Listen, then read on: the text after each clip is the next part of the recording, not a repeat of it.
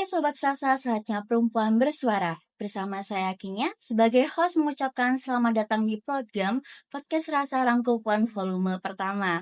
Karena hari ini adalah volume pertama, kami akan memperkenalkan apa sih Podcast Rasa itu.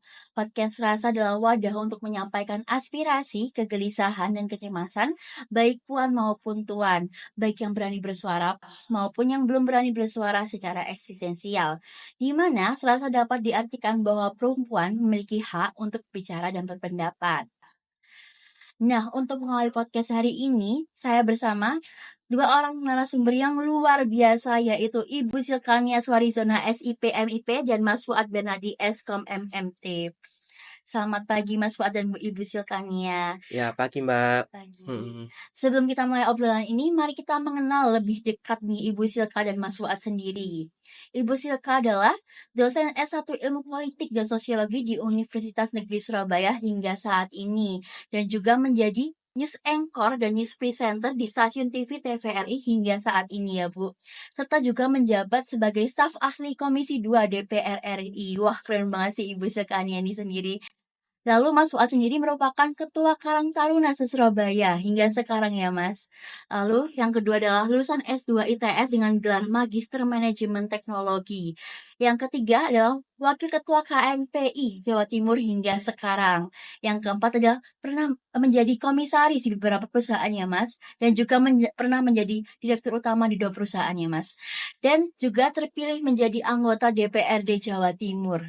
Dan dilantik tahun ini ya Mas. Iya, nanti ini. Oke, keren banget ya narasumber kita hari ini. Langsung saja kita sapa dan tanya Ibu Silka dan Mas Fuad. Bagaimana kabarnya Mas Fuad dan Ibu Silka pada hari ini? Alhamdulillah baik. Ini Baik, kemarin ya sempat sakit tapi insya Allah udah mendingan lah harusnya udah depan. mendingan ya Mas. Oke, kalau Ibu sendiri? Alhamdulillah sehat. Nah, kalau kesibukan akhir-akhir Mas Fuad sendiri itu apa sih Mas? Kalau sekarang sih masih fokus untuk di bisnis karena kemarin pada saat kampanye ya 4 bulan lebih itu saya tinggal, benar-benar tinggal. Jadi sambil menyiapkan karena nantinya kan kalau sudah dilantik di DPR kita nggak mungkin bisa ngurusi untuk usaha. Jadi kita menyiapkan nanti supaya manajemennya kuat biar kalau misalnya nanti saya tinggal usaha nggak sampai keteteran lah, nggak gitu. sampai anjlok gitu. Jadi Terus masih, walaupun sibuk kampanye juga masih sibuk usaha juga ya Mas? iya, Keren banget.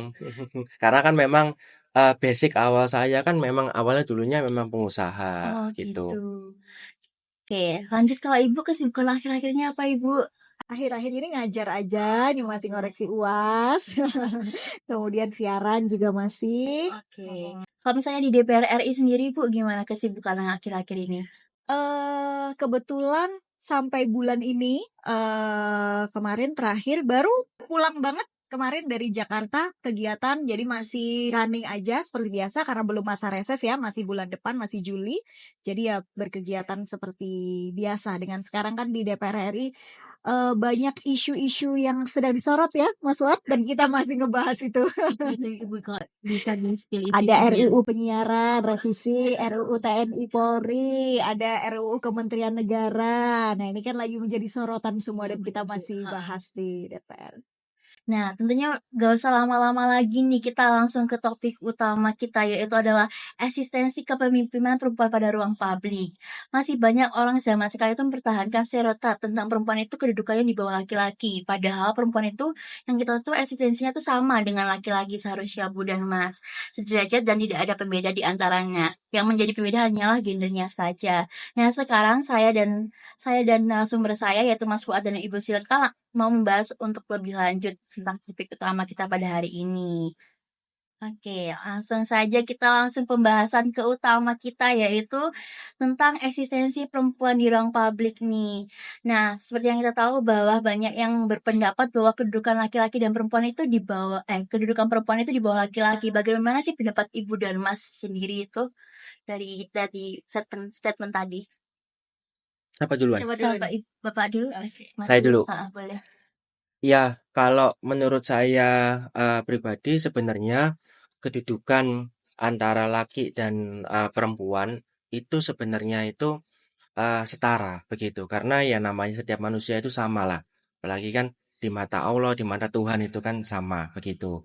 Cuman memang kan kalau di Islam itu di Al-Quran itu bahwa memang seringkali diminta untuk yang menjadi pemimpin, ya termasuk kayak di sholat atau apapun itu kan memang yang laki-laki. Tetapi memang itu kan urusan kita itu kan urusan ibadah atau agama. Agama. Tetapi kalau untuk urusan dalam apa hablum minan nas atau hubungan Mhm. antar manusia itu belum tentu juga harus yang memimpin itu laki-laki begitu. Karena itu kan tergantung dari masyarakat atau warga atau rakyat itu yang memilihnya itu seperti apa begitu. Nah, kebetulan ya kalau saya sendiri kan karena memang genrenya itu laki-laki, ya mungkin kalau bercerita tentang perempuan ya saya mungkin paling tidak cerita tentang orang tua saya, ibu saya. Yang mana ya memang ternyata ya ibu saya itu dulunya adalah seorang birokrat yang kemudian maju waktu itu sebagai calon wali kota Surabaya dan terpilih di 2010. Yang mana memang pada saat itu beliau dan sebelum-sebelumnya itu memang tidak pernah punya angan-angan untuk menjadi wali kota. Oh. Nggak pernah ada angan-angan. Ya dahulu tuh memang saya ingat waktu itu beliau, ibu saya pernah cerita ya, eh orang tuanya, jadi kakek neneknya ibu saya, kakek nenek saya itu ya pinginnya itu kalau bisa memang ibu saya itu jadi PNS begitu. Oh, Tapi ya memang alhamdulillah iya. memang bisa masuk tanpa bantuan kakek nenek saya. Karena Oh. kebetulan memang kakek saya dahulu itu adalah seorang pegawai pajak Oh, gitu. pegawai pajak ya. Pegawai pajak pensiun dini terus jadi pengusaha gitu. Tapi ternyata ibu saya Bu Risma itu dia tidak waktu itu masuk PNS-nya benar-benar lewat usaha sendiri. Jadi ikut tes sendiri, ada kan tes Iya, CPNS tes dulu. CPNS, Iya, heeh. heeh. Jadi lulus-lulus sendiri gitu. Terus Hebat. kemudian ketika pada saat diminta untuk maju wali kota, beliau nggak ada angan-angan. Bahkan waktu itu juga sempat menanyakan yang mendorong itu kalau memang hasil surveinya Bu Risma itu ibu saya itu paling tidak bisa tembus di angka 20%, Bu Risma baru maju. Terus Oh. akhirnya sama tim tersebut yang mendorong disurvei ternyata angkanya ya mendekati itu. Oh, Itu keren banget. akhirnya setelah itu baru mulai berusaha untuk mencari rekom yang mana rekom tersebut Bu Risma itu nggak mau bayar. Oh, keren banget. Jadi waktu itu sudah ada beberapa partai yang mau menawarkan, tapi ya begitu, Nggak tetap mau. ada mahar Oh, datang ada gitu. mahar. Iya.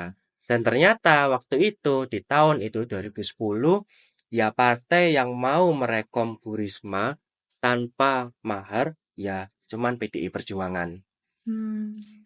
Jadi kalau ada yang bilang bahwa Bu Risma dulu itu direkom ada sesuatu, ada maharnya, itu salah besar. Jadi karena potensinya ya. Iya, karena waktu itu ya mungkin Bu Mega selaku Ketua Umum melihat potensi dari Bu Risma ini bisa untuk nantinya itu memimpin kota Surabaya. Karena waktu itu saya diinfo oleh Bu Risma ketika beliau terpilih sebagai wali kota dan ketemu dengan Bu Mega cuma pesan satu saja, tolong sejahterakan rakyatmu. Wah, keren banget. Dan Gitu.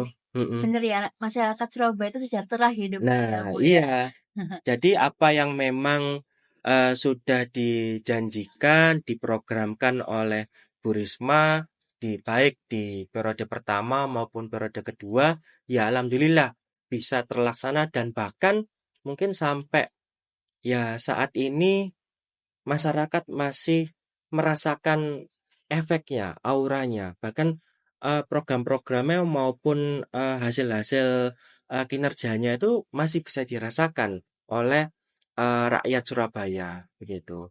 Jadi kalau menurut saya memang ya untuk terkait eksistensi perempuan di Iya. dalam ruang publik atau ke masyarakat itu sebenarnya itu sangat berpeluang karena ya banyak tokoh-tokoh perempuan ya mungkin selain Bu Risma juga mungkin kayak seperti Bu Mega juga itu yang memang di ruang publik itu benar-benar apa berpengaruh dan juga memang memberikan efek positif untuk masyarakat. Ya, sekarang ini pun kan juga kalau kita melihat di kabinetnya Pak Presiden itu juga banyak menteri-menteri perempuan selain Bu Risma Iya, sendiri. benar-benar. Ada Bu Sri Mulyani, yang mana beliau itu Menteri Keuangan, jadi pegang keuangan negara kita, begitu.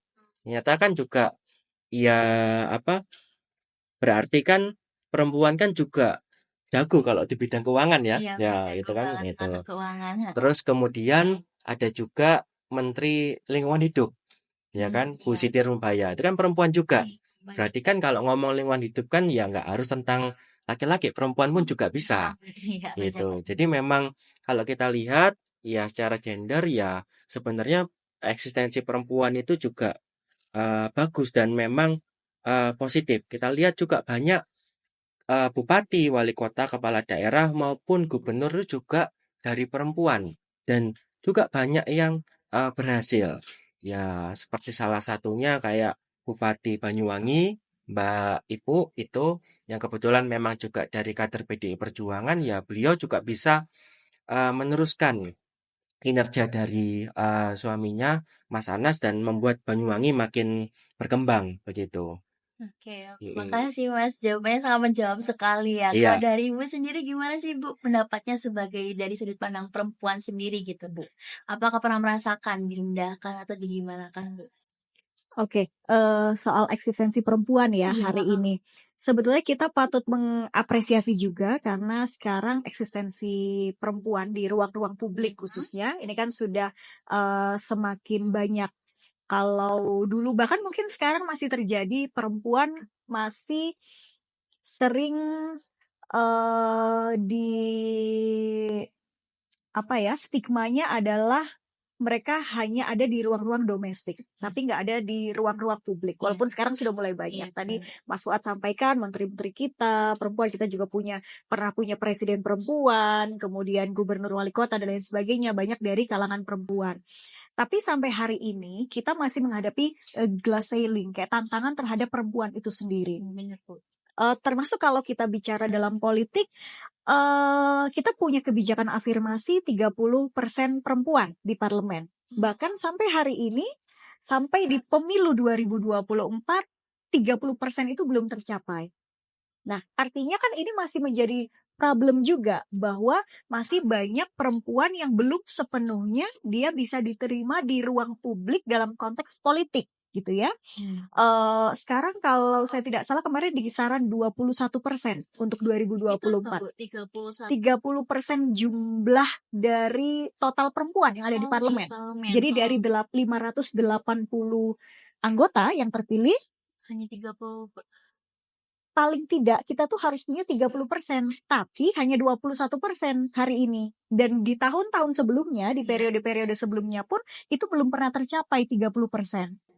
Padahal kebijakan afirmasi itu tentang affirmative action 30% perempuan di parlemen itu juga disuarakan, yang menyuarakan dulu adalah perempuan. Sampai pada akhirnya harus ada batas minimal perempuan di parlemen 30%, termasuk dalam pencalonannya. Itu pun juga pada kenyataannya 2024 kemarin ada beberapa partai politik di tidak semua daerah ya, ada di daerah pemilihan yang mereka tidak sampai 30% untuk mencalonkan perempuan. Dan ini kan menjadi PR padahal sudah ada kebijakannya. Iya. Nah, itu kan kalau kita tarik lagi, masih banyak stigma-stigma di masyarakat bahwa perempuan itu lebih baik di sektor-sektor domestik. Nggak usah di ruang-ruang publik gitu ya. Yang penting di rumah aja, mengurus keluarga dan lain sebagainya. Akhirnya menjadi tantangan tersendiri. Mungkin kalau kita di daerah-daerah yang lebih modern atau di masyarakat urban, sekarang sudah banyak independent woman sebutannya ya. Kemudian perempuan karir dan lain sebagainya. Tapi kita juga harus melihat bagaimana patriarki, budaya patriarki itu masih terjadi di daerah-daerah, daerah terpencil misalnya, atau kemudian ada yang budaya-budaya tertentu seperti kawin paksa dan lain sebagainya. Itu kan juga yang dirugikan perempuan. Nah, dan itu masih terjadi hari ini, walaupun mungkin sekarang sudah berkurang ya. Dan kita harapkan memang eksistensi perempuan itu bisa betul-betul terimplementasi dengan baik. kita sebagai perempuan kita tidak ingin yang apa ya dianggap dengan porsi yang sama yang harus kayak laki-laki. Kita juga menyadari bahwa secara fisik kita juga tidak lebih kuat daripada laki-laki. Kalau disuruh lari mungkin juga akan lebih cepat laki-laki dan lain sebagainya. Tapi yang kami tekankan adalah kesempatan yang sama di ruang publik khususnya dalam sektor-sektor pembangunan manusia. Kita punya andil bahwa perempuan tidak hanya menjadi subordinat, jadi yang kayak hanya pelengkap saja. Jadi sejauh ini kan perempuan biasanya hanya pelengkap. Kalaupun di sektor-sektor pekerjaan misalnya ya biasanya perempuan bagian administrasi, kemudian marketing. Nah, yang hanya ini sebagai pemanis gitu. Tapi untuk think tanknya kebanyakan adalah laki-laki gitu. Nah, karena sekarang ada kebijakan yang harus ada perempuan, affirmative action itu, sehingga perempuan juga sudah mulai ini punya peranan yang sama di ruang publik, dan ini sebetulnya yang harus terus disuarakan karena kan tidak semua seperti tadi saya sampaikan, mungkin di daerah-daerah banyak yang masih dengan pemikiran perempuan kalau kuliah tinggi-tinggi nanti ini jadi apa, atau juga nanti mungkin laki-laki jadi takut deketin. Nah, ini kan stigma-stigma yang kemudian dialami perempuan, mungkin laki-laki tidak mengalami itu gitu ya. Jadi hal-hal ini yang kemudian ingin kita dorong sebagai perempuan eksistensinya di ruang publik itu untuk ya sudah kita punya kesempatan yang sama, kita punya peranan, kita bisa saling berbagi peran. Kadang peran juga tidak semua peran laki-laki bisa dikerjakan oleh perempuan, begitupun sebaliknya peran perempuan yang tidak bisa dikerjakan laki-laki. Tapi kesetaraan itu muncul ketika ada kesempatan yang sama yang diberikan. Perempuan diberikan kesempatan untuk memilih, ya kan? Dia mau milih nikah muda kah, atau dia mau milih sampai S3 kah, sampai profesor kah? Nah, jadi tidak ada konstruksi masyarakat yang pada akhirnya perempuan jangan sekolah tinggi-tinggi deh, atau juga nanti nikah jadi istri. Nah, itu kan stigma yang sampai hari ini masih terbangun ya, masih ada gitu. Nah, berdasarkan stigma tadi itu kenapa sih kok masih bertahan di masyarakat dari sudut pandang Mas sendiri? Ya, karena memang dari pola pikir, terutama memang dari pola pikir orang-orang senior, orang tua, itu memang masih menganggap bahwa perempuan itu tempatnya itu di rumah, menjadi ibu rumah tangga. Dan memang stigma-stigma bahwa yang namanya perempuan itu sebenarnya percuma sekolah tinggi-tinggi, toh nanti juga Di rumah. pekerjaannya di dapur, gitu ngurus ya, rumah, atau bener ngurus banget. anak, begitu. Nah, itu memang stigma-stigma tersebut itu ya kalau di urban atau di kota besar memang sudah agak berkurang. Tapi kalau memang di desa, di daerah-daerah itu masih banyak gitu. Dan memang itu kalau saya sendiri, memang kan kebetulan alhamdulillah saya sudah nikah, terus anak 2. Jadi kalau saya memang lebih tidak terlalu mengekang istri saya untuk dia itu mau nanti seperti apa. Dan kebetulan memang sekarang istri saya, walaupun memang kita alhamdulillah saya secara pendapatan bisa memenuhi untuk keluarga, tapi karena memang passion dari istri saya memang pengen dia itu menjadi notaris, ya Keren. saya memfasilitasi tersebut. Ya, alhamdulillah sekarang sudah jadi notaris gitu. Jadi memang seimbang gitu ya, iya, Mas. jadi itu ya walaupun memang menjadi notaris ternyata juga masih bisa Mengurus bertanggung jawab di keluarga, masih bisa ngurus rumah, masih bisa ngurus anak juga gitu. Bahkan kalau memang istri saya pas lagi sibuk dengan urusan pekerjaannya, dengan notarisnya atau ketemu klien dan apa-apa, dan kalau pas saya nggak ada kegiatan, saya pas di rumah, ya saya kayak jadi bapak rumah tangga, iya jagain bener. anak-anak, ya ikut Jagain bantu lah, anak, iya. ikut bantu. Makanya kenapa kok saya bilang itu secara sifat bisa setara, karena memang ya saya juga sudah menjalankan itu gitu, dan saya menganggap ya baik laki dan perempuan di rumah tangga atau dalam kegiatan di ruang publik itu semacam kita harus memberikan support system, saling support begitu. Support system harus jalan karena memang itu juga yang saya jalankan juga ketika di dunia usaha, kemudian di beberapa perusahaan saya itu yang megang ada kayak kan kebetulan Kak memang ada saya jadi direktur utamanya, manajernya itu juga ada beberapa yang perempuan saya. Hmm. Yang mana dia memimpin ya sekitar ada 10 atau 20 pegawai laki perempuan itu ya dia mimpin perempuan gitu. Jadi memang dan alhamdulillah secara Sinergi. kinerjanya pun itu berhasil. Bahkan ya mungkin karena saya melihat kalau ya melihat berkaca dari orang tua saya, ibu saya yang mana ketika menjadi wali kota itu secara karakter itu detail karena mungkin perempuan itu memang detail ya. Detail ya. Jadi akhirnya itu hal-hal yang remeh-remeh atau hal-hal yang mungkin laki-laki itu nggak mikirkan itu dipikirkan Mhm. gitu. Terus kemudian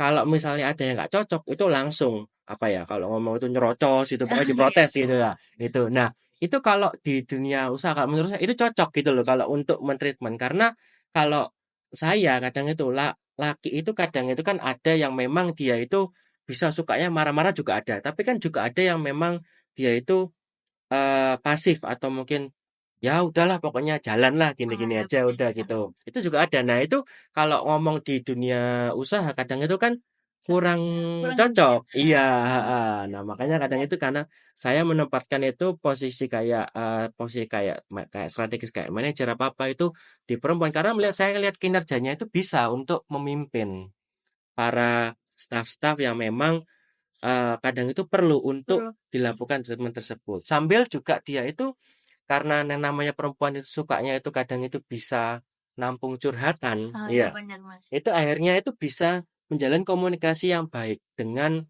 pegawainya sehingga bisa tahu kendala apa sih yang terjadi dalam suatu ekosistem usaha tersebut gitu. Itu yang memang ya saya melihat bahwa sosok peran perempuan itu ya luar biasa, baik ya di ruang rumah tangga maupun di ruang publik gitu. Karena memang ya saya sendiri mengalami langsung lah begitu, baik di istri maupun di Di ibu saya gitu. Wah, keren banget jawabannya. Kalau misalnya dari tanggapan Ibu sendiri nih, apakah pandangan tersebut itu masih layak untuk dipertahankan, Bu, yang pandangan patriarki gitu, Bu? Oke, soal budaya patriarki yang Mm-mm. ya tentu ini tidak untuk dipertahankan ya, karena jelas ini banyak merugikan perempuan begitu dengan stigma-stigma dan lain sebagainya. Kemudian kalau tadi disampaikan kenapa sih kemudian stigma ini terus muncul? Kalau kita lihat dari teorinya Peter L. Berger, jadi memang budaya patriarki atau konsep gender ini mereka ada proses internalisasi. Jadi mereka terbangun secara turun-temurun.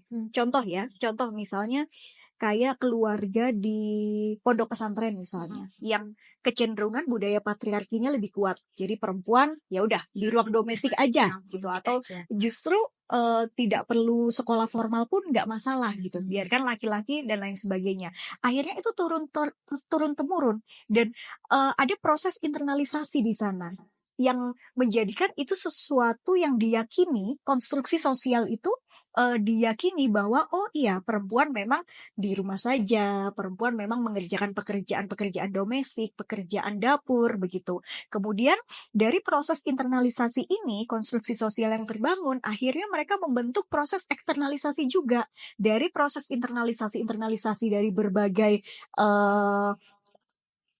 masyarakat ya, kemudian ada proses eksternalisasi. Jadi bahwa konstruksi sosial perempuan di ruang domestik dan laki-laki di ruang publik itu menjadi suatu hal yang diyakini dan diamini oleh orang. Oh ya, ya laki-laki memang harus sebagai kepala rumah tangga harus bekerja, perempuan di rumah aja. Nah itu yang menjadi pada akhirnya budaya. Mungkin tadi berbeda dengan keluarga, contoh Mas Fuad tadi menceritakan. Mas Fuad di keluarganya tidak ada budaya patriarkis sama sekali karena dari proses turun-temurun dari ibu yang juga seorang pejabat publik, sudah terbiasa memimpin, hadir di ruang-ruang publik. Artinya Mas Fuad kan punya perspektif bahwa oh perempuan juga punya posisi yang setara, bisa memimpin. Akhirnya bagaimana sistem di dalam keluarga kecilnya pun pola pikirnya akhirnya menjadi terbentuk gitu. Jadi tuh seperti habitus, kalau Pierre Bourdieu bilang kan itu ada habitus di masyarakat yang akhirnya berulang-ulang, yang akhirnya dia menjadi apa ya, kebiasaan bahwa oh iya, perempuan itu yang kita lihat misalnya ya kalau di keluarga Mas Fuad, oh perempuan tuh bisa menjadi seorang pemimpin, bisa memilih untuk bekerja menjadi wanita karir, akhirnya membebaskan istrinya juga menjadi seorang wanita karir. Nah itu kan karena ini proses internalisasi tadi yang terbangun. Tapi berbeda dengan orang-orang masyarakat yang di keluarganya mungkin oke, sekolah cukup sampai SMA, setelah itu menikah. Apa namanya?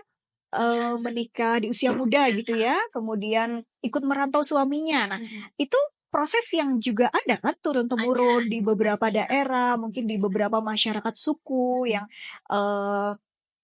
apa ya, perkawinan muda, bahkan ada yang sampai kawin paksa dan lain sebagainya. Nah, itu kan proses turun-temurun yang akhirnya diyakini sebagai sesuatu yang oh ya memang sudah seperti itu, harusnya perempuan seperti itu gitu. Padahal kan enggak. Iya, perempuan punya kesempatan yang sama toh pada akhirnya ketika perempuan berada di ruang publik mereka bisa melakukan yang terbaik juga gitu. Bu Retno Marsudi misalnya Menteri Luar Negeri perempuan pertama, bisa juga ngurusin luar negeri perempuan gitu dan lain sebagainya. Tapi memang kenapa kemudian perempuan harus hadir di ruang publik, karena banyak permasalahan-permasalahan yang mungkin tidak cukup hanya disuarakan oleh laki-laki. Contoh yang paling terbaru kemarin, cuti hamil dan melahirkan 6 bulan. Nah, awalnya kan 3 bulan. Jadi bisa sampai 6 bulan. Itu yang menyuarakan saya yakin pasti perempuan. Dan memang ternyata perempuan.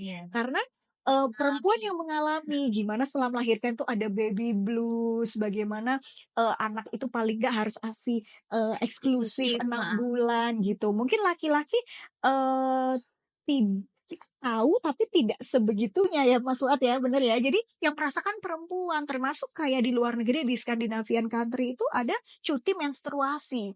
Laki-laki mana tahu sakitnya mens seperti apa gitu. Nah yang tahu perempuan, dan pastinya yang bisa menyuarakan kebijakan-kebijakan itu perempuan. Kenapa kemudian perempuan harus hadir di ruang-ruang publik, khususnya di di politik juga untuk menentukan arah kebijakan yang lebih inklusif, ramah perempuan seperti itu. Berarti emang gak layak untuk pertahankan ya Bu pandangan patriarki itu sendiri.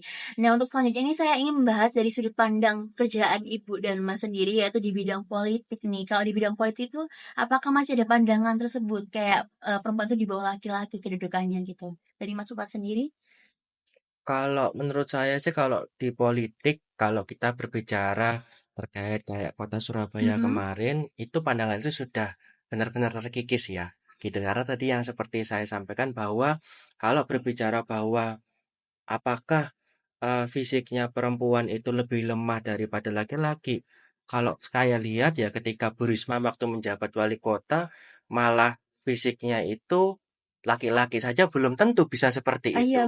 Dan yang bilang ini itu bukan hanya saya, tetapi ini pengakuan dari para ketua RT, RW, kemudian tokoh-tokoh masyarakat yang mayoritas laki-laki.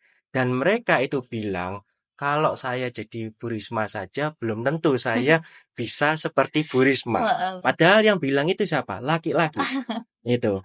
Jadi kalau berbicara secara politik itu sebenarnya memang ya sosok perempuan termasuk salah satu yang mendobrak itu adalah Bu Risma, itu yang merubah paradigma masyarakat bahwa ternyata perempuan di ruang publik itu bisa memberikan effort atau efek yang luar biasa untuk masyarakat. Bahkan sampai saat ini ketika Bu Risma pun sudah nggak jabat, itu coba aja dicek kalau di sosmed gitu ya, kalau terkait kota Surabaya, itu mesti banyak yang komen itu ya intinya ngomong kangen Bu Risma, kangen Bu Risma. Itu padahal ya Bu Risma sendiri itu ya nggak pernah nongol apa, maksudnya ya nggak ada kebijakan yang bersentuhan dengan beliau, tapi ya mesti apa ngomongnya itu intinya tentang kangen sama Bu Risma. Jadi memang perempuan sendiri itu kalau memang di politik atau di pemerintahan ketika menjalankan fungsinya itu ternyata juga bisa memberikan efek yang luar biasa untuk masyarakatnya. Jadi memang ya sebenarnya tinggal nanti itu bagaimana potensi perempuan kalau memang nanti di politik ya memang sesuai dengan bidangnya. Kalau memang nanti itu perlu nanti akan makin dikembangkan lah begitu. Kalau mungkin saya berbicara di organisasi yang mana memang di Karang Taruna sendiri itu ada beberapa ketua Karang Taruna baik di kecamatan maupun kelurahan ataupun di RW maupun RT itu juga ada yang pegang perempuan Oh, ada begitu. yang perempuan ya, Mas? Iya, Oh, dan memang keren banget. prosesnya juga memang akhirnya itu juga luar biasa. Jadi banyak yang memang bisa mewadahi Mhm, anak-anak muda yang di wilayahnya masing-masing begitu. Dan mhm. kita juga fasilitasi, bahkan juga ya pengurus inti saya yang kayak wakil ketua itu maupun juga yang di bendahara saya itu juga perempuan begitu. Jadi kita juga banyak mewadahi potensi-potensi dari teman-teman yang perempuan itu supaya ikut paling tidak kita sama-sama membangun organisasi maupun bangun kepemudaan yang ada di kota Surabaya Oh gitu. gitu. Jadi Mm-mm. emang kalau di Surabaya sendiri udah itu ya Mas udah nggak udah terkikis gitu pandangan tersebut ya. Iya, mungkin tadi kan seperti disampaikan oleh Ibu bahwa untuk pandangan patriarki untuk di urban life atau kota-kota besar mungkin sudah terkikis. Cuman memang tinggal PR-nya bagaimana untuk yang kayak di daerah-daerah, di desa yang memang itu masih masih kental ya begitu. Ya. Hmm. Cuman memang saat ini itu sudah mulai ada perubahan karakter di mana memang jadi karena mungkin di daerah-daerah ini saya melihatnya itu kebetulan kemarin sempat berdiskusi dengan beberapa aktivis perempuan Hmm? bahwa memang sekarang itu muncul sekali banyak yang namanya pernikahan muda. Oh, Jadi sekarang ya. pernikahan di bawah 17 tahun. Terus kemudian tingkat perceraian itu yang muda pun itu juga tinggi begitu. Oh, iya ya. Ha, memang ada berbagai faktor karena memang ada yang pengen nikah muda gitu, pengen Hmm. cepat-cepat nikah begitu. Tanpa mengerti ternyata sebenarnya itu esensinya nikah itu seperti apa, tanggung jawabnya seperti apa. Ada juga yang memanfaatkan proses nikah itu karena memang masih usia muda, mereka itu untuk supaya mendapatkan KTP atau Oh, KTP. identitas penduduk. Supaya Oh, kenapa? supaya apa itu Mas? Supaya nanti itu mereka itu bisa mendaftar sebagai TKW Oh, TKW. Jadi dari muda gitu ya. dari Wah, muda wah itu begitu. disalahgunakan ya berarti ya. Iya, itu yang ngomong itu aktivis-aktivis perempuan. Makanya kemarin Oh, itu banyak yang menitipkan ke saya, ya kalau bisa nanti itu di Provinsi Jawa Timur bisa dibuatkan ya mungkin perda atau kebijakan-kebijakan untuk supaya bisa mewadahi perempuan-perempuan ini supaya mereka itu tidak bercita-cita menjadi TKW. Paling tidak mereka itu bisa menimba ilmu sampai setinggi-tingginya dan mereka bisa berkarya di wilayahnya oh, masing-masing. bener banget Tidak sih. harus bekerja di luar negeri sebagai TKW. TKW. Apalagi TKW itu kerjanya berat banget ya, Iya, Mas. makanya itu. Karena memang bagaimanapun ya efek ekonomi itu kan memang ya sangat penting, sangat dibutuhkan. Tapi kan tidak harus sampai harus ke luar negeri. Kan bisa berkaryanya kan di wilayah masing-masing. Gitu. Keren banget jawabannya, Mas. Kalau dari Ibu Silka sendiri tuh pernah nggak sih mengalami kenapa kok tadi kan Ibu ngomong Kak di DPR RI itu masih 21% Bu yang kedudukan perempuannya di parlemen. Kenapa kok masih 21%? Alasannya tuh apa sih Bu? Nah, ini kalau kita tarik lagi faktornya menjadi sangat beragam ya. Apalagi perempuan di politik sekarang memang sudah lebih banyak. Anak-anak muda pun juga sekarang banyak yang terjun di politik. Tapi masih ada stigma-stigma itu lagi, konstruksi sosial yang terbangun di masyarakat bahwa eh, perempuan di politik itu masih dipandang sebelah mata. Contoh, saya juga pernah ikut kontestasi Mas Fuad di tahun 2019. Ketika kampanye contohnya itu masih, wah emang perempuan bisa apa? Dan itu Oh iya Bu. masih saya dengar. Masih ada oh masih muda bisa apa. Nah ini ya kalau kita bicara anak muda, kemudian perempuan lagi. Nah ini semakin dipandang sebelah matanya lebih-lebih lagi.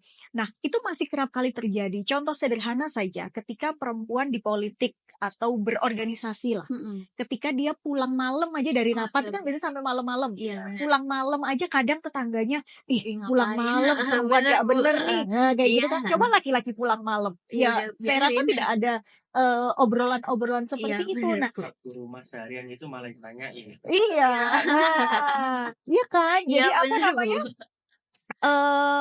Apa ya, pola pikir di masyarakat yang ya itu tadi, perempuan harus begini, laki-laki harus begini. Konsep gender yang memang dikonstruksi sedemikian rupa sehingga masyarakat sudah mengamini bahwa ya perempuan harus di rumah aja, laki-laki yang bekerja. Nah, seperti contoh itu tadi ya. Jadi perempuan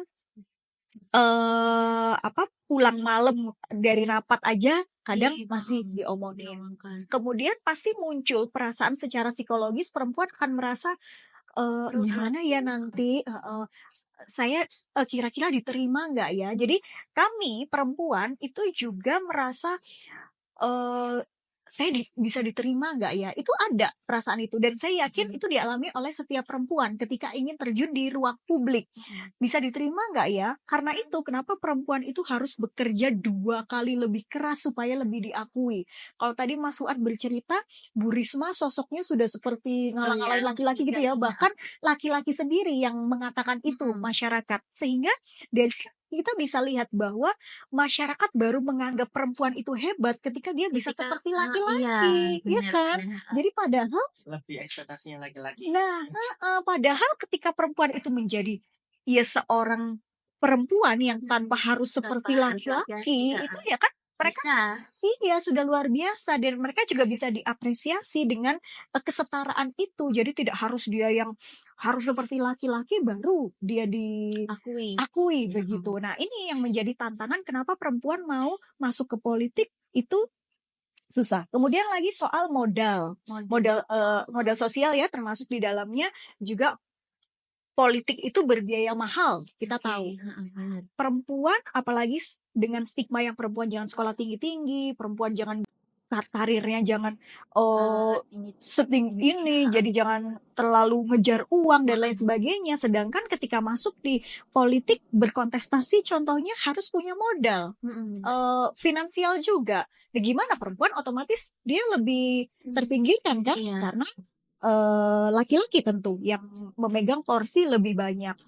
Itu satu. Kemudian juga soal selain perempuan tidak punya financial freedom sendiri, tidak banyak yang punya, kemudian stigma-stigma soal bisa nggak ya ini, kemudian juga kadang suara-suara perempuan itu tidak terlalu didengarkan, jadi pasti dianggap hanya pelengkap saja. Nah, perempuan tuh sampai sekarang tuh masih dianggap sebagai pelengkap saja. Kalau di rapat-rapat misalnya membahas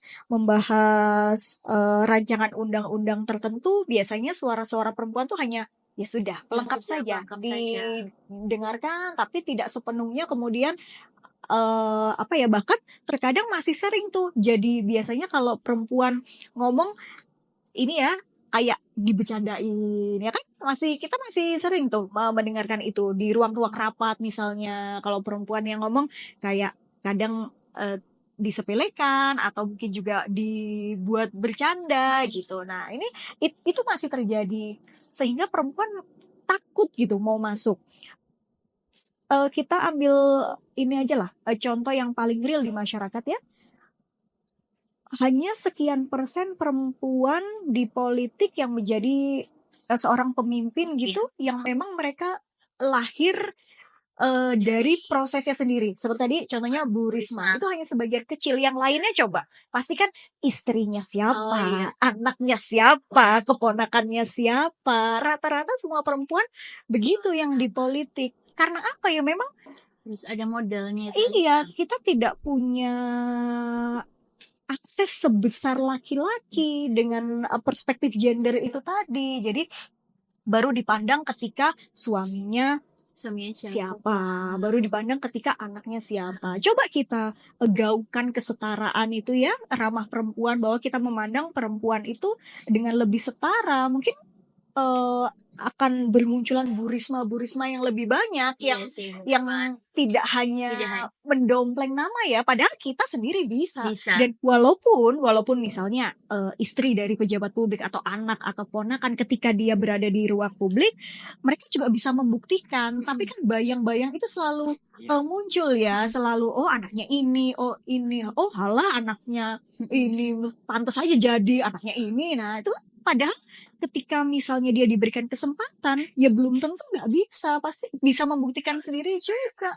Oh, Nah ini bahkan tidak hanya perempuan ya. Nah malah apa, bukan ketindas ya, malah ketikirnya karena anaknya Bu ibu, iya, anaknya perempuan ya. iya, jadi brandingnya anaknya Bu Risma gitu ya. Padahal kalau ditarik lebih jauh, Mas Fuad tadi perusahaannya banyak, kemudian kompetensi di bidangnya juga banyak gitu. Merasakan Nah, bahkan tidak hanya perempuan ya, laki-laki pun juga merasakan gitu. Yang diskriminasi ya Bu Heeh. Masihan.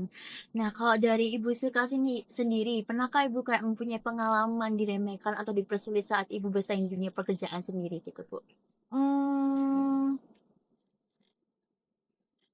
Kebetulan enggak ya, yang maksudnya yang sampai diskriminasi ekstrim itu enggak, cuman ya itu pernah di kontestasi politik, kemudian emang bisa apa gitu awalnya, tapi ketika kemudian saya berbicara, menjelaskan saya ingin membawa program-program ini begitu dengan latar belakang pendidikan saya yang memang di ilmu politik, spesifikasi di kajian gender di ilmu politik UI, jadi mereka oh ternyata bener juga ya, oh iya. Nah kadang itu stigma itu terbangun karena ya itu tadi loh, belum kenal orangnya, belum tahu, tapi sudah menjudge dulu. sudah labelingnya, Labeling, oh perempuan itu nggak bisa apa-apa. Nah itu jadi orang kan ketika belum kenal, belum mendengarkan, jadi perempuan bisa apa sih? Nah, Iya. sudah kayak gitu duluan pikirannya. Tapi kalau diskriminasi ekstrim, saya tidak merasakan itu ya. Maksudnya di 3 kantor saya bekerja juga enggak, karena mayoritas juga perempuan juga semakin banyak, apalagi di dunia pendidikan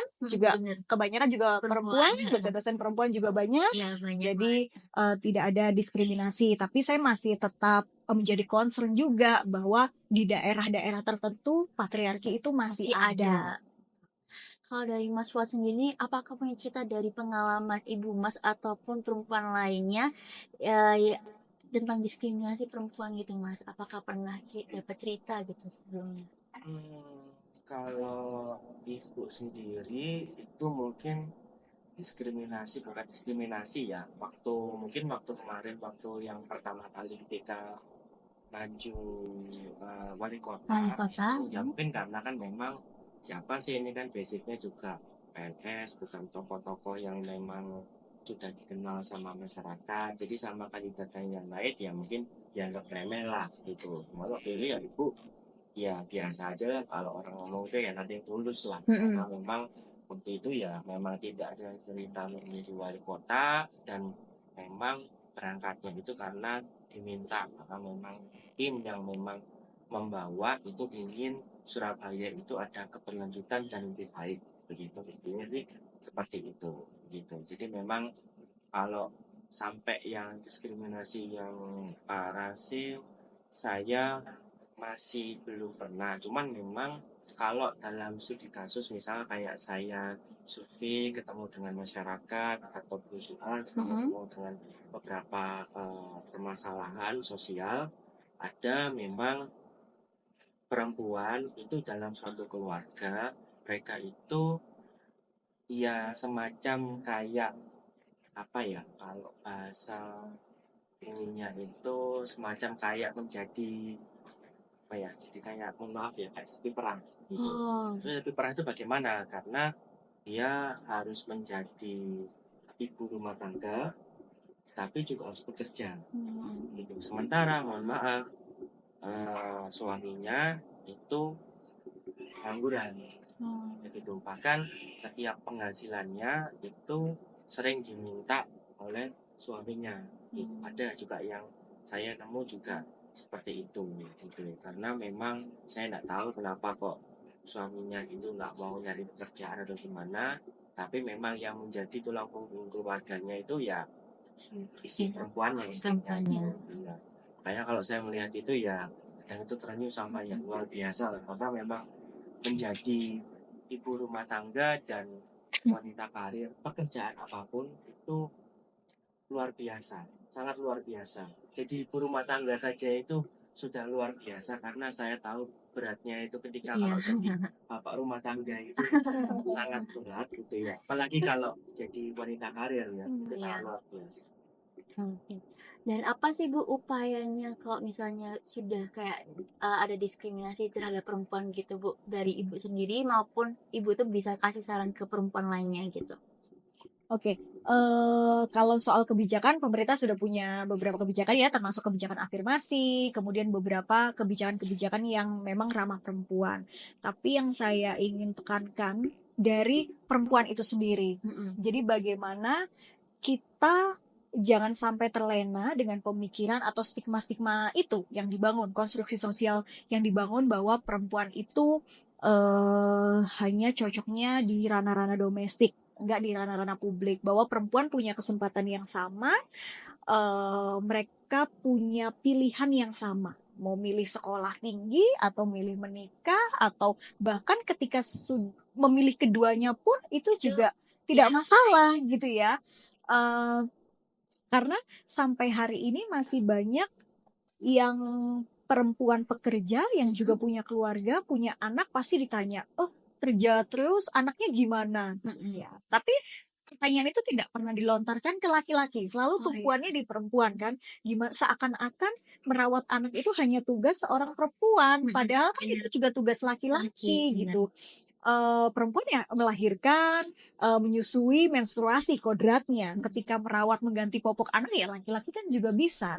Tidak harus semuanya perempuan, tapi seakan-akan perempuan pekerja sampai hari ini pun juga masih menghadapi tantangan seperti tadi ya. Nanti keluarganya gimana kalau perempuannya kerja? Tapi juga ada yang seperti fenomena tadi disebutkan Mas Fuad, double burden, beban ganda terhadap perempuan yang juga bekerja, menghidupi keluarga, tapi juga harus merawat anak. Ini juga menjadi isu tersendiri soal perempuan. Bagaimana negara juga harus hadir menjawab permasalahan itu gitu. Dan apalagi kalau teman-teman muda ya yang menonton podcast ini, saya ingin mengajak teman-teman khususnya perempuan untuk kita bisa punya pilihan sendiri. Jadi kalian mau melanjutkan, misalnya yang kuliah mau melanjutkan sampai S2, S3, kalian punya pilihan itu. Kalian ingin menikah dan punya keluarga pun itu juga pilihan kalian. Menjadi ibu rumah tangga pun itu juga pilihan kalian. Jadi tidak ada yang bisa membatasi kalian harus menjadi apa. Biasanya perempuan kan, oh perempuan jadi PNS saja, perempuan jadi perawat aja, atau perempuan jadi guru aja. Kayaknya jarang sekali orang tua yang, oh kamu masuk politik deh kuliahnya. Kayaknya jarang banget. Pasti biasanya itu dari anaknya sendiri. Saya pengen masuk politik atau saya pengen masuk hukum, baru dia ini. Tapi kalau orang tua biasanya jadi PNS saja atau jadi perawat. Yang ini memang konstruksi sosial di masyarakat bahwa perempuan itu cocoknya di pekerjaan-pekerjaan yang sifatnya nurturing. Jadi yang kayak yang kalem-kalem, yang tidak memerlukan fisik ekstra dan lain sebagainya. Padahal kan belum tentu perempuan tidak bisa melakukan itu. Sekarang juga kita lihat CEO, direktur utama mungkin di BUMN juga banyak yang perempuan. Jadi perempuan jangan takut dengan segala stigma yang ada di masyarakat, khususnya anak-anak muda. Kita punya kesempatan yang sama dan kita juga bisa menjadi orang atau pelopor yang kita menciptakan ruang-ruang inklusif yang lebih ramah perempuan. Jadi kalau perempuannya sendiri aja minder, gimana kita kemudian bisa melakukan action yang lebih banyak gitu. Kalau dari Mas sendiri bagaimana sih Mas, kayak pandangan Mas sebagai laki-laki untuk mengupayakan nih perempuan itu lebih mengeksistensikannya di ruang publik sendiri? Ya, kalau dari saya emang kita berdasarkan pengalaman ketika di Karang Taruna, ya saya berusaha ketika kita dalam setiap kesempatan, tiap rapat atau mungkin teman-teman Karang Taruna yang perempuan itu pengen diskusi ya, saya coba fasilitasi. Dan dalam setiap rapat ketika ada perempuan baik yang ketua kecamatan atau mungkin para pesertanya itu ingin menyampaikan unek-unek atau mungkin aspirasi atau saran ataupun kritik itu saya juga fasilitas. Jadi saya tidak membedakan antara yang laki maupun yang perempuan. Bahkan kalau misalnya ada yang pernah itu dalam suatu kesempatan itu ada perempuan yang menyampaikan, Mm-mm. terus ada yang nggak terima Mm-mm. temannya ya laki juga itu langsung saya potong. Jadi maksudnya yang saya potong ini yang laki, udah yang biar dia menyampaikan dulu apa yang menjadi Kegelisahan. aspirasinya, apa kegelisahannya supaya paling tidak itu bisa saya pengen memang dalam di organisasi Karang Taruna itu memang kita bisa menjadi wadah untuk setiap orang, setiap manusia. Jadi tanpa terkecuali gitu. Yang akhirnya memang ya teman-teman senang dan nyaman baik yang laki maupun perempuan ini semua bisa terwadahi aspirasi kepemudaannya lewat di Karang Taruna. Nah, itu memang yang nanti kita akan coba dorong ketika nanti di DPRD Provinsi Jawa Timur agar bagaimana peran perempuan itu di wilayah Jawa Timur itu bisa makin kerasa, makin masih kentara karena seperti yang disampaikan oleh Bu Cindy tadi bahwa kalau mungkin perempuan itu bisa menjadi support system dalam keluarga. Misal begini, mungkin dalam ya apalagi kan kita sekarang itu kan yang namanya beban ekonomi Benar. itu setiap tahun itu bukan semakin berkurang, Dan makin semakin bertambah bertambah bahkan. dengan makin mahalnya harga pokok dan banyak kebutuhan yang lain-lain, otomatis ada kemungkinan dalam suatu keluarga, semisal ada bapak, ibu, kemudian mungkin anak satu, dua atau bahkan lebih, itu pastinya itu ada kemungkinan mungkin kalau hanya bapaknya saja yang bekerja, Mm-mm. mungkin tidak cukup untuk mengcover seluruh kebutuhan ekonomi keluarga, begitu. Nah, terus bagaimana untuk bisa mengcover seluruh kebutuhan ekonomi keluarga? Maka diperlukan support system. Dari mana? Dari perempuan, dari ibunya ini.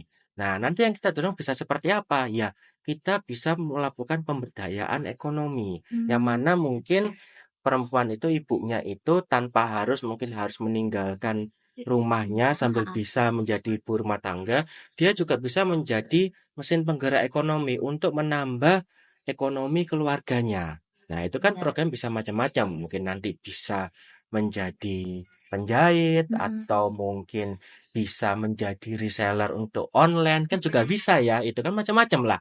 Itu kan nanti bisa dicari dan sesuai dengan keinginan dari para ibu-ibu atau para perempuan-perempuan itu tersebut. Supaya nanti mereka ini bisa menjadi support system untuk keluarga gitu. Karena kan kalau misalnya keluarga ini bisa tercukupi secara ekonomi, insya Allah sih saya yakin terkait angka perceraian yang di Indonesia ini yang Makin tinggi, banyak. makin banyak dan tinggi itu bisa berkurang. Mm. Karena memang permasalahan perceraian itu ada besar itu mayoritas itu juga salah satunya adalah terkait ekonomi. Itu. Karena memang ya tadi seperti disampaikan oleh Yusuf, karena perempuan itu karena sering stigmanya itu hakikatnya itu hanya di dapur dan jadi ibu rumah tangga. Jadi akhirnya itu terkungkupnya hanya di situ-situ saja. Padahal sebenarnya perempuan itu bisa kalau memang ekonominya keluarganya kurang, itu bisa menjadi salah satu untuk penambah gitu, tanpa harus meninggalkan perannya sebagai ibu rumah Rumah tangga. tangga gitu. Nah, dari jawaban Ibu dan Mas tadi itu, sejauh mana sih kebijakan dan regulasi pemerintah telah mendukung partisipasi perempuan di ruang publik dari itu sendiri? Oke, tadi ya kalau di politik, Mm-mm. kita bicara politik ada kebijakan afirmasi namanya 30% perempuan di parlemen. Jadi itu untuk mendorong perempuan juga turut masuk dalam politik. Kalau sampai hari ini, eh jadi kalau kita bicara politik of presence, jadi kehadiran perempuan di politik ya, itu ada deskriptif, kemudian substantif dan transformatif. sosial. Sampai hari ini kita melihat perempuan itu masih di ranah deskriptif dan sebagian substantif lah. Deskriptif itu mereka hanya sebagai simbol bahwa perempuan hadir loh, ini loh ada perempuannya. Jadi kayak misal jajaran pejabat publik gitu ya, dari 10 laki-laki, ini loh ada perempuannya 1 atau 2 gitu. Misalnya termasuk di parlemen. Ada nih 21% perempuannya, tapi sebatas itu. Substantif lebih jauh lagi, mereka sudah mulai menyuarakan. Jadi membawa aspirasi-aspirasi itu jadi hadir dalam bentuk ada sesuatu yang disuarakan terkait dengan perempuan itu sendiri. Kemudian kalau transformatif itu betul-betul yang sampai dampaknya. Sampai hari ini sudah mulai banyak, tapi rata-rata masih hanya sampai di tahapan substantif. Jadi mereka menyuarakan tapi eksekusinya pun masih belum sepenuhnya. Kayak contoh kemarin undang-undang TPKS, tindak pidana kekerasan seksual, itu kan banyak titik beratnya pada perempuan ya sebagai korban. Itu proses perancangan undang-undangnya cukup lama itu. Jadi penyusunannya itu memakan proses yang agak lama karena ada beberapa pendapat yang tidak setuju dan lain sebagainya. Nah, jadi banyak kebijakan-kebijakan yang sudah diaspirasikan tapi belum terimplementasi, belum menjadi suatu kebijakan karena belum transformatif tadi ya. Nah, walaupun sudah bagus nih pemerintah dengan kebijakan afirmasi perempuan di politik 30%, dan pada kenyataannya ada masih belasan daerah waktu itu paling banyak dapil Aceh itu tidak nggak sampai 30% yang dicalonkan. Jadi selain di parlemen itu 30% yang keterwakilannya. Jadi ketika mencalonkan itu juga harus 30% ada perempuan. Jadi misal dari satu dapil nih 10 orang. Itu harus ada 3 caleg perempuan minimal 30% tuh bukan harus 30%, minimal. Itu mendorong supaya perempuan ikut hadir nih di ruang publik, khususnya di politik. Nah, sampai hari ini batas minimal aja kemarin tuh banyak yang tidak dipenuhi di beberapa daerah, ada belasan daerah.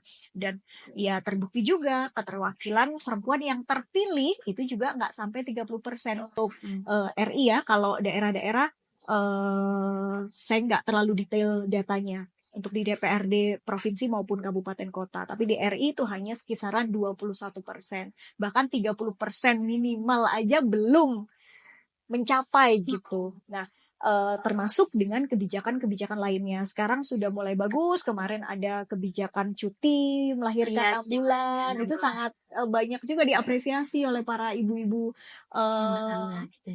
ibu-ibu rumah tangga, ibu-ibu pekerja juga yang pada akhirnya mereka bisa lebih lama dengan anaknya gitu. Kemudian beberapa kebijakan yang ramah perempuan seperti undang-undang TPKS itu pada akhirnya disahkan kan. Itu juga banyak korban-korban kekerasan seksual itu perempuan. Kemudian terkait dengan pekerja migran tadi itu juga menjadi permasalahan juga. Sekarang banyak yang jatuhnya perdagangan manusia dan itu kebanyakan perempuan.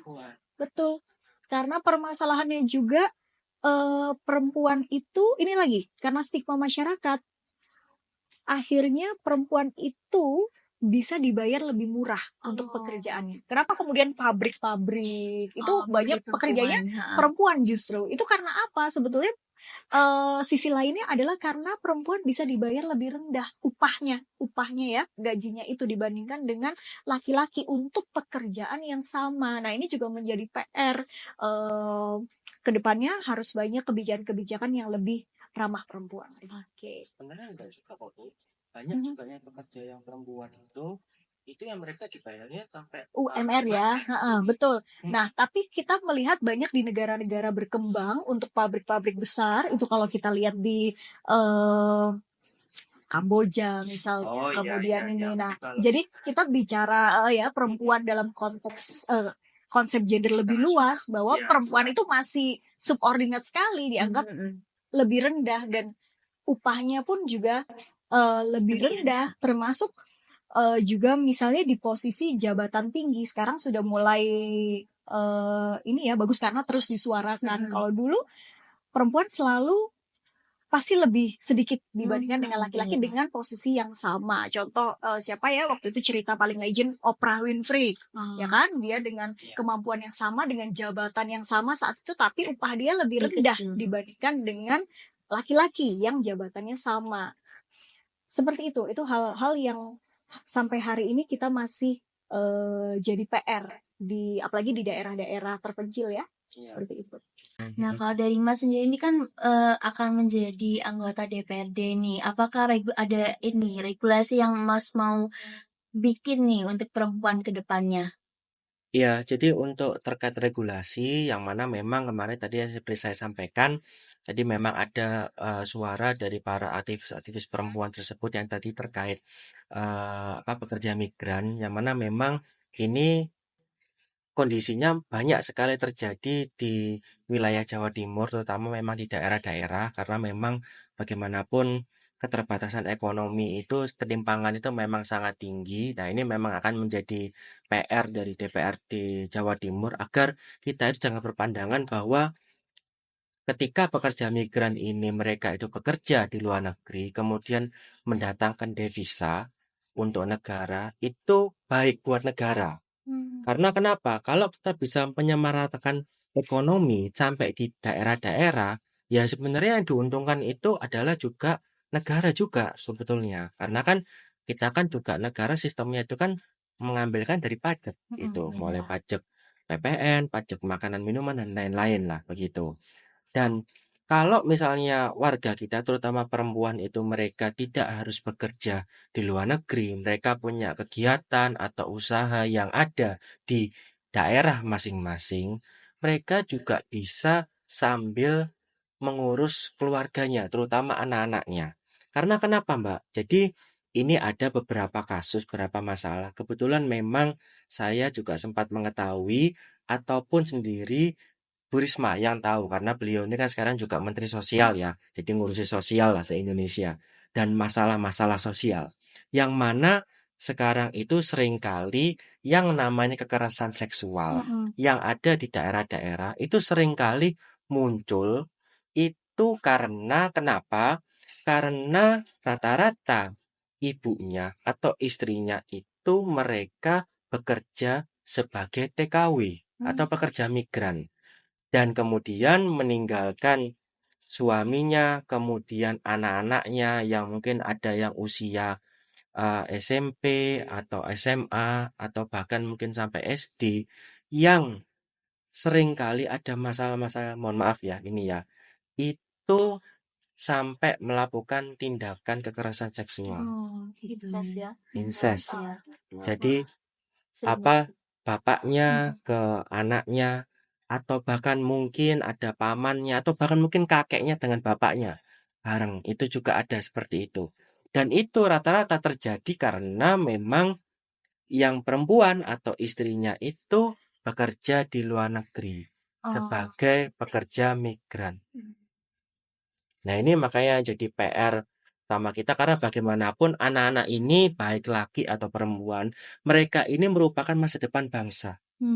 Mereka ini akan meneruskan bangsa Indonesia ke depan ini. Nah, kalau mereka ini masa kecilnya itu sudah seperti itu, bagaimana nanti nasib bangsa kita ke depan? Nah, ini makanya kan sebenarnya itu ya ini perlu nanti pola pikir atau pola negara ini perlu diperbaiki ke depan ini. Bahkan bagaimana kita perlu mengembangkan pemerataan ekonomi itu supaya lebih dimasifkan. Jadi memang ketimpangan ekonomi ini jangan sampai ke depannya setiap tahun semakin jauh. Rasionya itu disparitas jangan semakin tinggi, tapi harus bisa disamaratakan. Nah, ini nanti memang kita akan coba dorong lewat di DPRD agar bagaimana pemberdayaan ekonomi untuk di wilayah-wilayah daerah-daerah tertinggal ini bisa terwadahi. Begitu, paling tidak mereka ini bisa paling tidak itu para keluarga terutama ibu-ibunya mereka itu bisa punya penghasilan yang tanpa harus keluar dari wilayahnya gitu. gitu. Jadi emang ada regulasi yang ingin Mas ceritakan tentang gitu ya TKW tadi ya pekerja Iya. migran tadi ya karena emang meresahkan ya Mas. Iya, itu banyak sekarang dan semakin masif. Jadi ibaratnya itu kasus itu paling tidak sebulan itu mesti ada. Wah, serem banget ya, Mm-mm. Mas.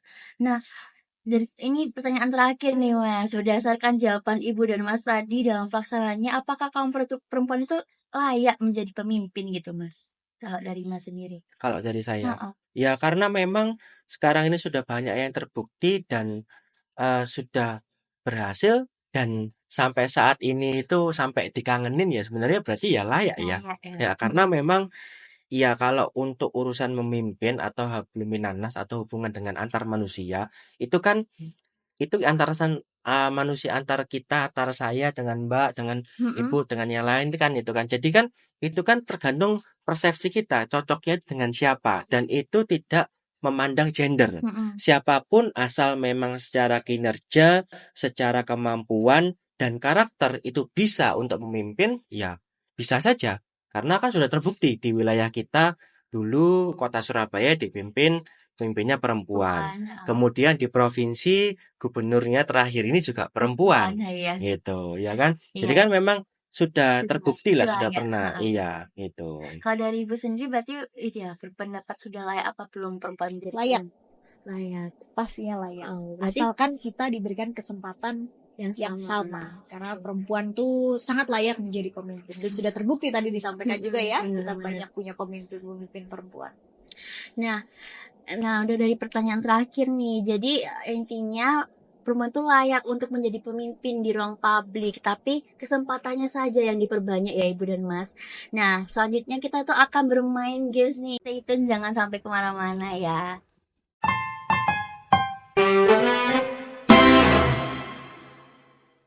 Wah, seru banget nih. Kita tadi udah ngobrol-ngobrol bersama Ibu Silka dan Mas Fuad. Saya dan teman-teman pasti tentunya semakin terbuka nih wawasan dan pengetahuannya. Nah, mungkin kalau ngobrol-ngobrol aja agak bosen ya, Bu. Bagaimana kalau kita main game? Nah, pastinya Ibu dan Mas harus ikut nih. Gamenya adalah pick a card nih, Bu. Jadi, di mana merupakan permainan yang di kartu-kartu yang isinya adalah pertanyaan-pertanyaan yang berasal dari teman-teman kita yang di Instagram. Rangkul_puan. Jadi nanti sistematika permainannya Ibu dan Mas memilih satu pertanyaan dari tiga kartu ini dan nanti jawabannya secara bergantian ya Bu. Oke, saya kocok dulu. Saya ajak nanti dari Mas dulu bisa memilih pertanyaannya. Saya dulu. Saya pikir biasanya kan ladies first gitu ya. Ladies apa sama aja kan. Oke, sama ya. Ya, ini. Oke. Bisa dibacakan pertanyaannya, Mas.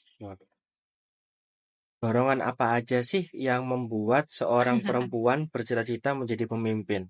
Itu bisa Salah dijawab. nanya ke saya nih. Iya. Kenapa? Harusnya kan nanya ke perempuan ya. Iya, nggak apa-apa, tapi dari sudut pandang Mas, dorongan apa yang menjadi dorongan gitu? Iya. Apa ya? Jadi kalau menurut saya sih kalau seorang perempuan yang bercita-cita menjadi pemimpin, ya kalau lihat berdasarkan pengalaman yang mana itu saya lihat dari ibu saya, sebenarnya kalau saya tanya apa sih, pernah sih saya nanya, apa yang mendasari pengen kok jadi pemimpin gitu. Kalau jawaban ibu saya ya ini ya, tapi belum tentu ya perempuan yang lain juga sama ya itu ya. Ya enggak ada. Jadi karena sebenarnya malah nggak pingin jadi pemimpin. Jadi yang disampaikan mungkin kalau di ruang publik atau di media apa-apa kalau memang sebenarnya nggak pengen jadi pemimpin itu, ya itu yang disampaikan sama kepada saya gitu. Karena jawabannya itu adalah menjadi seorang pemimpin itu berat. Maksudnya itu berat itu tanggung jawabannya. Karena tanggung jawabannya itu kalau menurut Bu Risma ya itu ya, itu tidak hanya kepada masyarakat, tapi kepada Tuhan. Oh iya benar. Karena kenapa? Ketika menjadi pemimpin, siapapun itu baik menjadi pemimpin di eksekutif atau legislatif, nanti akan dilantik. Dan dilantik itu kita akan disumpah. Iya benar. Kalau saya nanti disumpah pakai Al-Quran, gitu kan? Dan janjinya itu adalah bagaimana kita ini bisa melaksanakan kewajiban untuk membantu rakyat dengan sebaik-baiknya. Nah itu kan yang repot kan, karena ngomong dengan sebaik-baiknya itu parameternya itu kan macam-macam. Iya. Karena kenapa? Baik-baiknya rakyat itu kan kondisinya beda-beda. Benar-benar. Jadi itu yang Kak menurut Bu Risma ketika saya nanya itu menjadi pemimpin itu berat itu seperti itu. Karena menurut beliau itu belum tentu apa yang menjadi kebijakan yang sudah kita buat itu bisa menyenangkan semua pihak, baik ini semua rakyat. Itu yang jadi kalau menurut beliau, menurut Bu Risma itu agak beratnya di situ. Tapi sebenarnya kalau menurut saya perempuan itu ya harus bisa kita dorong untuk bisa menjadi Pemimpin. pemimpin begitu. Karena bagaimanapun pemikiran ataupun hal-hal yang mungkin tidak dipikirkan oleh laki-laki itu bisa dipikirkan oleh perempuan. Karena saya melihat ketika Bu Risma itu menjadi pemimpin, hal yang menurut saya itu sampai saya sendiri itu nggak kepikiran untuk memikirkan, Mm-mm. itu Bu Risma itu mikir. Karena intuisi perempuan ya, Iya. itu. Dan itu apakah bisa dimiliki oleh pemimpin dari laki-laki? Itu belum tentu juga. Bahkan saya pun sendiri yang mungkin nanti itu notabene anaknya, Mm-mm. apakah nanti saya bisa seperti kayak Bu Risma? Itu saya jamin saya belum tentu. Karena kenapa? Intuisi perempuan dan laki-laki itu berbeda. Treatment perempuan dengan laki-laki itu berbeda. Makanya nanti pun kalau kemarin pun saya kampanye, ketika banyak melihat itu karena saya ini anaknya Bu Risma tadi seperti disampaikan itu saya juga merasakan, saya bilang, kalau nanti ketika nanti saya menjabat atau terpilih, tolong saya jangan disamakan persis seperti kayak Bu Risma. Karena walaupun saya ini anaknya, pasti karakternya ada yang berbeda. Karena beliau itu perempuan, saya ini laki-laki. Dan itu ada hal-hal yang berbeda yang mungkin juga nggak setiap orang itu sama. Walaupun anak kandungnya gitu. Nah, makanya itu pasti saya ingin mendorong untuk setiap perempuan yang ada di Indonesia, di dunia maupun yang menonton podcast ini, gak apa-apa bercerita untuk menjadi pemimpin karena pasti perempuan itu punya sesuatu hal yang tidak dimiliki laki-laki yang mungkin itu ternyata itu dirasakan manfaatnya oleh masyarakat itu. Banyak kok hal-hal yang saya pun sendiri tuh sebagai anak nggak kepikiran kenapa ya kok ibu saya itu sampai ngurusi ini ngurusin atau bahkan mungkin membuat kebijakan jangka panjang yang sebenarnya itu belum dirasakan saat ini tapi ternyata Bisa. setahun 2 tahun itu bermanfaat itu pun saya kemarin itu ya tahu oh ternyata itu tujuannya itu ke sana gitu oh ternyata itu manfaatnya ke sana gitu. Bahkan sampai saya pun nanya kepada anak buahnya Bu Risma waktu itu kepala dinas saya tanya, tahu misalnya Pak itu atau Bu itu pun sendiri kebijakan Bu Risma ini bikin seperti ini gimana? Ya enggak tahu sih Mas, saya cuma jalankan perintah aja. Gak ngerti maksudnya seperti gimana gitu. Tapi ketika dia jalankan dan merasakan efeknya ke masyarakat, oh ini tahu ternyata. Banyak yang seperti itu. Jadi cuman taunya bondonya tuh ya sudah jalankan perintah gitu. Tapi ternyata begitu dijalankan dan masyarakat itu merasakan efeknya, baru tahu ternyata seperti ini. Dan itu kalau menurut saya itu yang namanya intuisi perempuan. Dan itu belum tentu laki-laki itu punya. Jadi makanya ya saya mendorong sih untuk setiap perempuan kalau memang ada cerita nak menjadi pemimpin, nggak apa-apa, wujudkan aja. Karena itu mungkin ada suatu hal yang mungkin dari sisi perempuan itu tidak di sisi laki-laki mungkin tidak dipikirkan, mungkin sisi perempuan bisa memikirkan. Jadi dari sudut pandang perempuan itu pasti Iya, berbeda dengan berbeda. laki-laki. Iya, begitu. Karena pasti sudut pandang antara laki-laki dengan perempuan itu berbeda. Nah, kalau dari Ibu sendiri nih, apa sih ya dorongan Ibu itu untuk menjadi pemimpin di ruang publik gitu, Bu?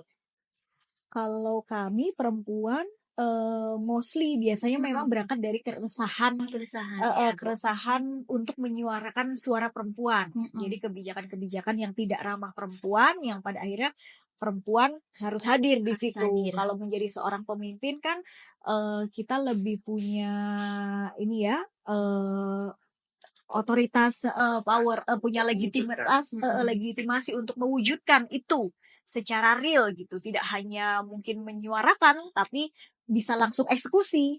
Nah, itu mungkin kenapa perempuan dorongan menjadi pemimpin, yaitu berangkat dari keresahan supaya kita bisa mewujudkan itu dengan cara yang lebih komprehensif dan tepat sasaran, lebih cepat, lebih efektif karena disuarakan dari perempuan itu sendiri. Gitu. Oh, jadi dorongannya karena keresahan tadi yang dirasakan oleh perempuan ya, Bu.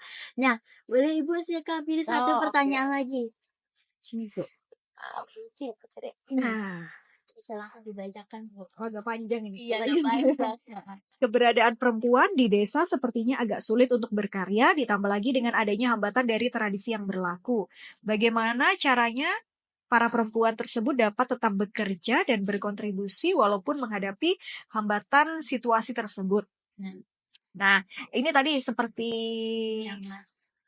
saya bilang, mungkin memang agak sulit, tapi tidak ada hal yang nggak mungkin ya, apalagi untuk perempuan di desa.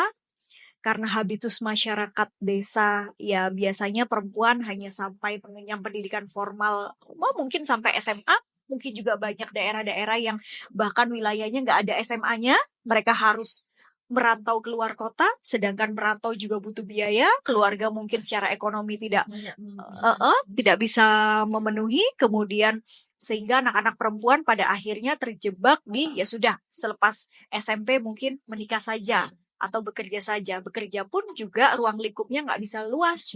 Desa biasanya mungkin hanya buruh tani misalnya kalau di sektor pertanian, atau juga mungkin kalau di laut biasanya jualan di pasar, ya kan? Kita lihat perempuan-perempuan biasanya hanya bekerja di sektor-sektor itu, dan bahkan di desa pun juga masih terjadi tadi seperti ketimpangan upah. Itu ada salah satu mahasiswa saya, jadi kebetulan UNESA ini juga punya program RPL, Mas Fuad. Jadi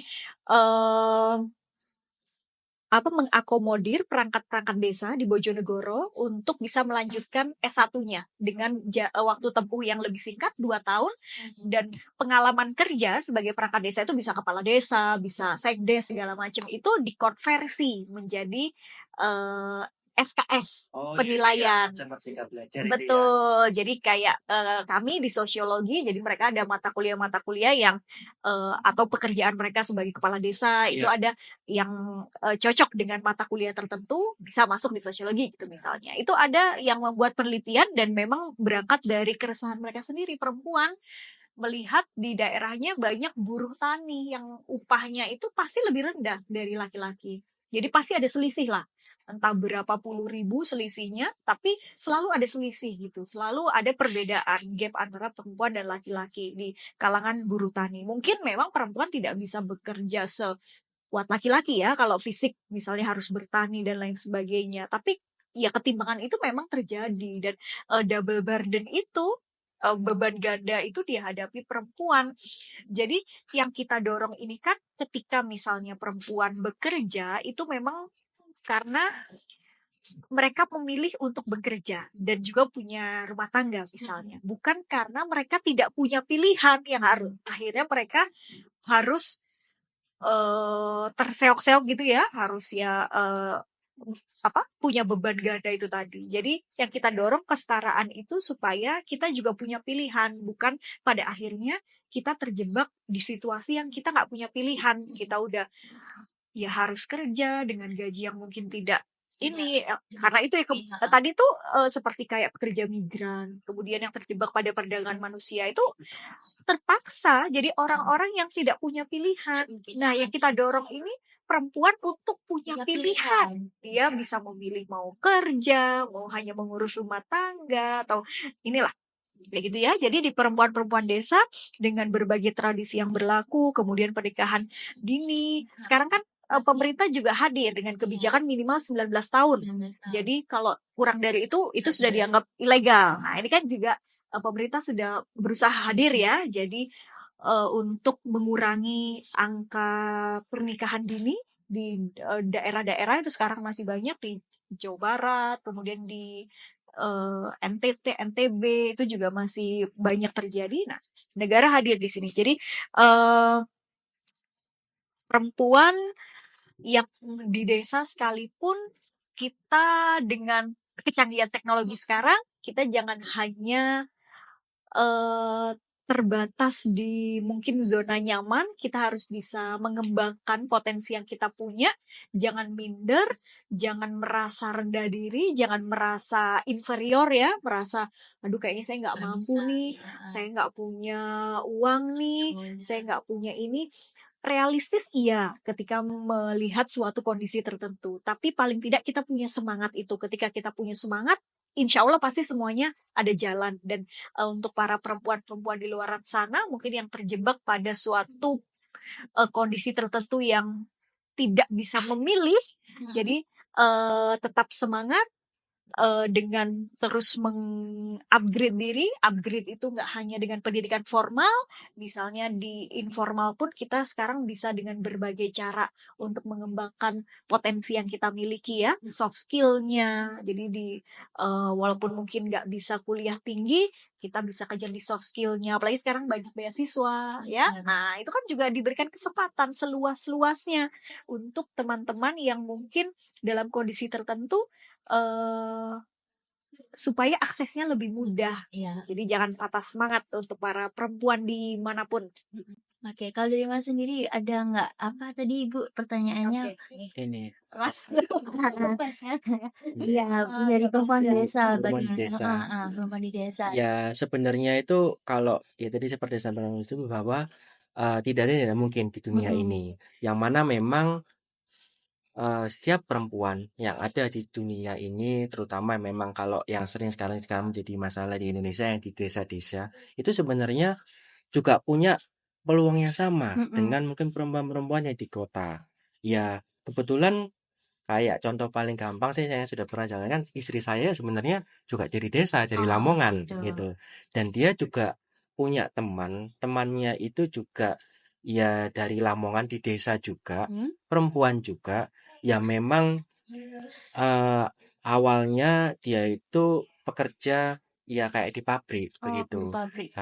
Terus kemudian ternyata karena belajar-belajar dari online Mm-mm. apa-apa itu terkait untuk kecantikan, Mm-mm. itu bikin produk kecantikan sendiri Keren gitu. banget. Yang akhirnya ternyata sekarang itu Bisa. sudah bisa produksi sendiri. Oh. Jadi akhirnya sudah jadi pengusaha. Bahkan suaminya yang dulunya itu kerja, jadi mereka itu eh, hubungannya LDR karena suaminya kerja di Surabaya, akhirnya resign ikut istrinya bantu. Oh, ikut bantu Iya, istrinya. Jadi heeh. wanitanya dulu ya, perempuannya dulu yang mengambil Iya, aksi ya berarti ya. heeh. Ya itu kan kondisi ya Keren di Lamongan lah ya. banget. Berarti kan sebenarnya memang tidak ada yang tidak mungkin dan Benar. kita tinggal mengembangkan nanti itu di desa-desa yang lain begitu. Karena memang sebenarnya sekarang dengan kecanggihan teknologi, internet yang sudah bisa masuk ke desa-desa, sebenarnya peluang perempuan-perempuan untuk mereka itu berkarya dan juga mereka misalnya baik yang sudah menikah, mereka ingin berkarya itu juga terbuka. Bisa peluangnya itu luas begitu. Tinggal nanti apa yang menjadi passionnya, apa yang menjadi disukai itu ya dikembangkan. Tadi kan Benar seperti banget. disampaikan ada yang bisa lewat pendidikan formal, bisa juga lewat Iya, pendidikan informal. informal. Benar. Ibaratnya kita mau mencari apapun sekarang itu tinggal cari di searching itu Searching. sudah ketemu, ya Benar. kan?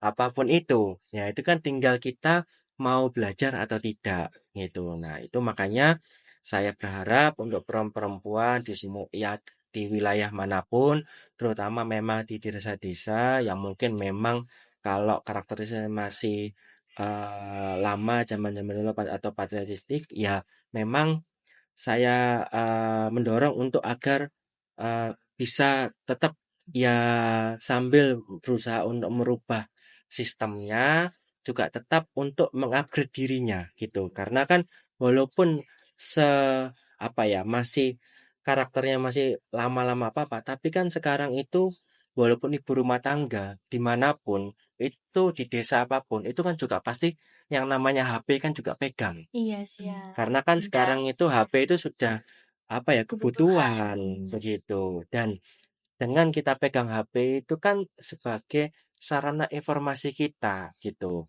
untuk mencari apapun itu. Nah, itu kan bisa menjadi sarana untuk upgrading kita. Jadi ya kalau bisa sih ya buat perempuan-perempuan terutama yang desa ya bisa dimanfaatkan lah HP-nya itu untuk menjadi sarana untuk ilmu upgrading, untuk ilmu pengetahuan lah. Jadi jangan dipakai untuk Heeh. lihat konten-konten sosmed aja gitu. Dan Iya, kadang juga malah kan mungkin kalau emang serius di sana, Iya. ya fokus di sana. Jadi konten Jadi kreator. konten kreator. Banyak loh ibu Banyak. rumah tangga Iya. yang Iya. content creator ya. Dan dari desa-desa juga banyak karena dia ngambil kontennya itu wilayahnya. Iya. Dan yang relate dengan keseharian mereka. Kesehariannya. Tapi ini juga penting, sederhana sebetulnya, tapi saya harap juga tidak terus dinormalisasi. Tadi bicara desa, di desa itu masih sering kita dengar kayak perawan tua, Oh iya. janda kembang, Oh, stigma-stigma itu ya. Nah, itu. Coba laki-laki, kayaknya nggak ada kan? Apa coba? Duda keren. Nah, stigmanya malah yang arahnya positif kan. Tapi coba kalau perempuan, nah, mungkin ini juga dihadapi perempuan-perempuan desa ketika aduh nanti kalau sekolah tinggi nanti jadi perawan tua karena nanti di desanya kok umur segini belum nikahin. Nah, jadi ada stigma-stigma itu yang kalau bisa tidak hanya dari perempuannya tapi lingkungan juga harus suportif, membangun lingkungan yang inklusif dengan tidak menormalisasi stigma-stigma seperti tadi ya, Iya. kayak perempuan perawat tua. Sampai hari ini kan kita masih sering dengar itu, Iya, ya benar. kan? Dan saya harap itu tidak terus-terusan dinormalisasi di masyarakat. Iya. Nah, bener banget nih dari jawaban dari Mas Fuad dan Ibu Silka sendiri sangat-sangat berwawasan ya Bu ya. Nah, ini waktunya ini nggak cukup nih Bu. Jadi kita udahin aja obrolannya pada hari ini. Bagaimana nih Sobat Serasa, luar biasa kan obrolan kita pada hari ini. Tidak terasa kita sudah berbincang panjang lebar bersama narasumber kita hari ini yaitu Ibu Silka dan Mas Fuad. Banyak ilmu dan pelajaran yang kita dapat ambil nih Mas. Sebelum kita mengakhiri podcast hari ini, saya mau minta kesan dan pesan terhadap podcast ini sebelumnya. Dari Mas Fuad sendiri. Iya. Ya kalau saya berharap serasa ya ini ya. Serasa ini bisa karena ini memang podcast pertama, saya harap mungkin serasa nanti bisa terus konsisten untuk membuat podcastnya karena bagaimanapun sebuah produk itu kalau kita tidak konsisten itu maka tidak akan menjadi sebuah produk yang Benar. baik, yang bagus. Jadi saya berharap nanti serasa ini bisa konsisten untuk terus menyuarakan apa yang menjadi permasalahan atau mungkin apa yang menjadi isu-isu yang hangat ataupun yang viral ataupun yang perlu diperbincangkan sehingga nanti itu bisa menjadi sarana informasi buat para penontonnya supaya mereka itu bisa terbuka lah wawasannya maupun pandangannya begitu. Kalau dari Ibu sendiri kesan pesan terhadap podcast ini apa Bu? Oke, saya sangat mengapresiasi teman-teman muda yang ini ya sarana informasi dengan kemasan yang modern gitu ya, podcast ini yang lebih digemari. Semoga karena ini episode pertama, semoga semakin banyak episode-episode selanjutnya dengan Amin. pembahasan yang lebih beragam, berbagai perspektif sehingga memperkaya perspektif teman-teman, tidak hanya teman-teman hukum tapi juga teman-teman jurusan lain maupun fakultas universitas lain supaya kita bisa menambah wawasan dan saya selalu untuk serasa semakin banyak episode. Terima kasih Ibu Silka dan Mas Sama-sama. Fuad. Ya, Nah, tak sama-sama. terasa Sobat, kita sudah sampai di ujung acara. Jangan lupa buat info lebih lanjut bisa kepoin Instagram kita yaitu di @angkul_puan. Dan mungkin Ibu dan Mas ingin membagikan sosial medianya nih di sini. Mas sendiri punya sosial media apa bisa dibagikan kepada teman-teman semua nih? Oh iya, kalau Instagram saya ada di Fuad Benardi. Kalau Facebook mungkin udah jarang pakai ya. Iya. Kalau anak muda. Kemudian kalau TikTok ya sama sih sebenarnya kalau di Cak Fuad Benardi Cak itu juga Fuad Benardi ya. Oke. Itu saja Mas. Ya kalau YouTube sih masih belum ini ya. Belum banget. jalan. Iya. Oke. Kalau Ibu Silka sendiri sosial medianya? Sosial media ya, Instagram aja ya. Iya, Saya Instagram cuma main aja. Silka Ciko. Silka Ciko. Ciko. Mau ganti masih belum Oke. ini nggak bisa diganti udah dari lama. Oke, Ya, Itu. itu aja. Oke, tadi merupakan sosial media dari Ibu Silka dan Mas Fuad. Boleh di-follow nih teman-teman untuk info lebih lanjut dari kegiatan Ibu Silka sendiri dan Mas Fuad sendiri. Dan jangan lupa untuk like, comment, subscribe biar nggak ketinggalan podcast selanjutnya. Bersama saya selaku host pada hari ini dan narasumber keren kita hari ini yaitu Ibu Silka dan Mas Fuad. Saya pamit undur diri. Sampai ketemu di podcast selanjutnya.